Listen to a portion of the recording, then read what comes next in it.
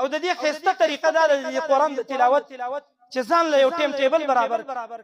اوس نه د ځان سره وعده وکړه د دې خطبې د وتلو نه مخکې د جمع د ودرېدو نه مخکې دا وعده وکړه چې زه به د قرآن تلاوت همیشوالي سره کوم هره ورځ به کوم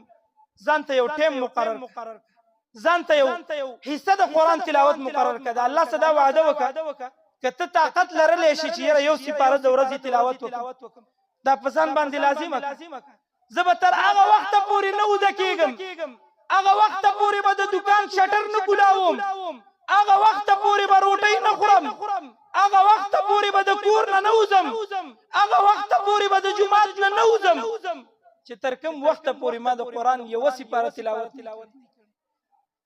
که یوه سپاره نشي کولی نیمه سپاره خو کوی ایک نیمه سپاره هم نشي کوی د چا در باندې زبردستی نشته یو پاو که یو پاو هم درته ګران یوه څپه خو کوی د خپل ژوند کې څنګه چې روټۍ ستا د ژوند ضرورت دی او ضرورت دې ګرځولې او په پابندۍ سره یې خورې او په ټیم یې خورې دغه شانتې خپل په دې یو شوارو ژوند کې او په دې 24 غنټو کې لږ ټیم د دې قرآن تلاوت لم په ځان یې لازم کړه چې زه به یوه سپاره یا نیمه سپاره یا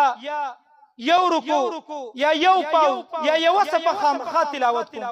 او د دې بهترینه طریقه دا ده چې ته کوم ځای کې ډېر کښېنې هلته قرآن کېږده وده کېږي د بالغ سر ته قرآن کېږده دغه شانتې په دوکان کې ناستې په دفتر کې ناستې کرسۍ سره خوا کې قرآن کېږده د دې دپاره چې دا قرآن د تا نه غیبېږي ستا نظر په دې قرآن لګېږي صحیح خامخا د ورځې تلاوت کې